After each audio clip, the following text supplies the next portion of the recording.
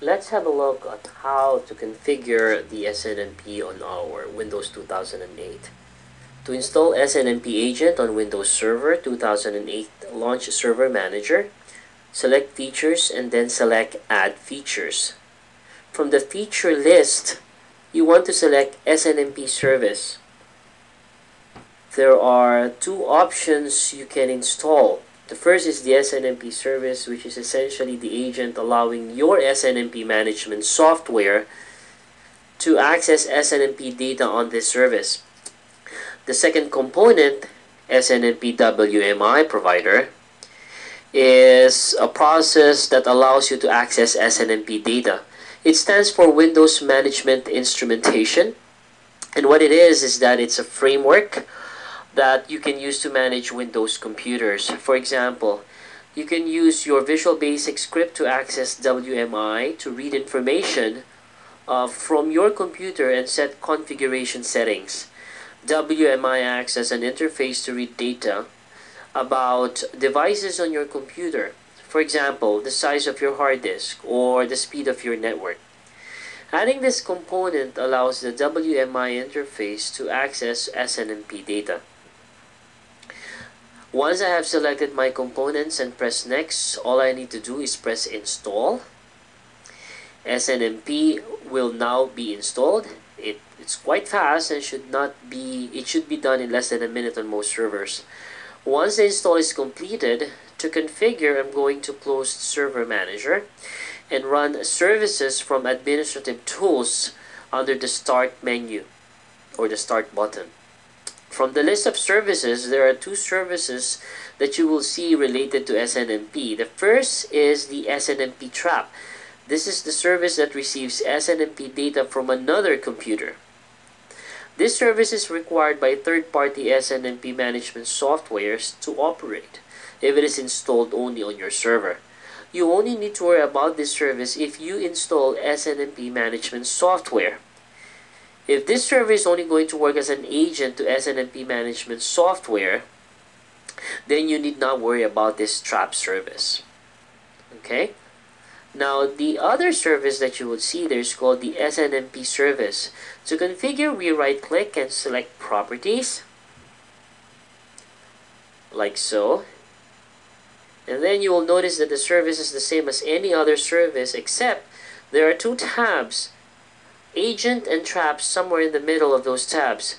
If I select the tab Agent, like so, you can see that you can configure contact and location information. Contact information should be information about who's responsible for the support of the server. The location is information about the device where it is physically located. For example, it could contain Building 2, Level 6, Conference Room A. Alright? The next section below has 5 tick boxes, which determines the kind of service you want to access. If you want SNMP service to access physical devices, like hard disk for instance, you will need to ensure the physical tick box is ticked. If you're running any software on the server that needs to send message or messages via SNMP, you have to make sure that the application's tick box is ticked. The tick box data link and sub network should provide you information on the server that is used as a bridge. A bridge works on layer 2 of the OSI network and usually combines different network types together. A common example could be to connect wireless to a wired network. Alright? If your server is configured as a router, you will need to tick the box Internet to gather SNMP data about the router. The last option here, end-to-end, needs to be ticked if the server is being used as an IP host. Basically, this means that you're using TCP/IP protocol.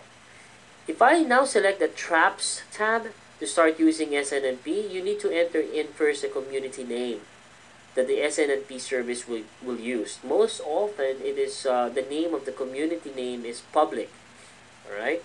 It is basically by default. So here, if I add public here and pressing add to list, you will notice that when I select the pull down list, public has been added.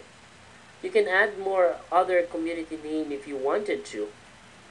Now going to the trap destination area, you will need to enter in where the SNMP service will send SNMP collected data to. For example, in this case, I could enter in a server that will have SNMP management software installed on it. Alright? If I now select the security tab, it is a good idea to set some options here to protect your SNMP information being collected by the wrong person.